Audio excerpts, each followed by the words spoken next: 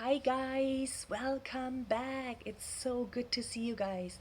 Today I want to talk with you guys about the brain and that it's important for us to learn how to successfully befriend our brain.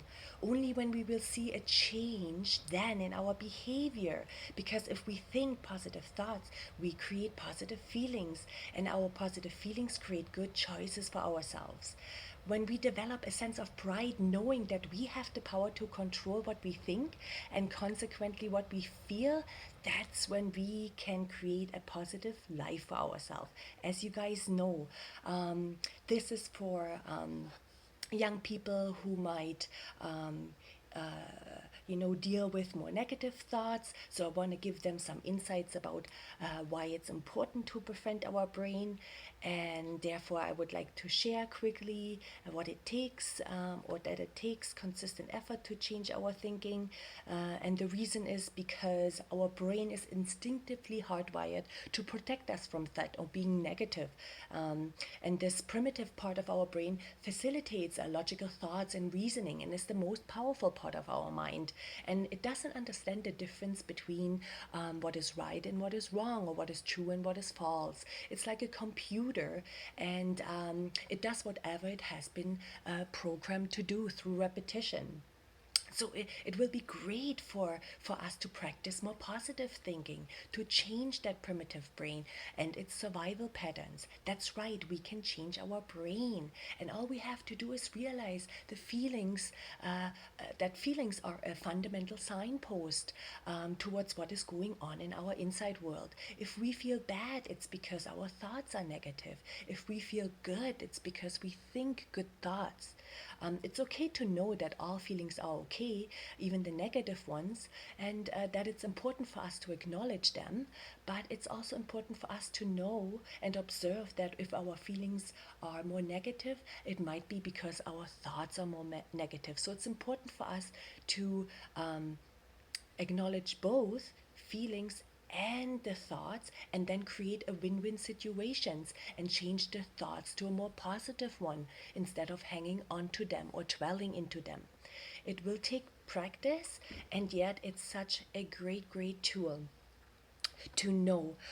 One of my mentors, Zelna, from the Kids Life studio, she was talking about that as a term called the Zeile thoughts. And what it is basically, or what is good to know, is that by being able to coach young people about these positive thoughts, they are able to build onto their future, because they can learn to improve their lives by changing their thoughts. Even if the environment outside might be a little bit more negative or something that's out of their control. Kids become quite empowered when they're understanding that their thoughts are actually solely belonging to them, and that nobody has the power or influence to decide what they should think or feel. Alongside that comes the understanding that if they have a negative thought, or speak negative words, or see a negative picture in their mind, it actually releases negative stress hormones, and this way impacts their mental health, and it's quite toxic for their mental health, and it undermines their full potential. So it's important to know that we will have to change those negative thoughts to more positive ones. And even though positive thinking is not the only solution to that, it's an essential foundation to building a better life. Knowing that the mind is a powerful tool, and important to be managed in a positive way, so that we can reprogram those unhealthy negative thoughts, which are again toxic for the mental well-being, into more positive ones, so that we are able to live a life that is really inspiring. And for that, again, it's also important to befriend our brain. And how we can do that is boosting it by, for instance, feeding it really well. So having this healthy nutrition and drinking lots of water, as well as training it, participating in those daily exercises, doing a workout, doing those aerobic exercises such as running, swimming, cycling, which are one of the best exercises to do for your brain, as well as defending it. So, paying attention that you're getting enough sleep.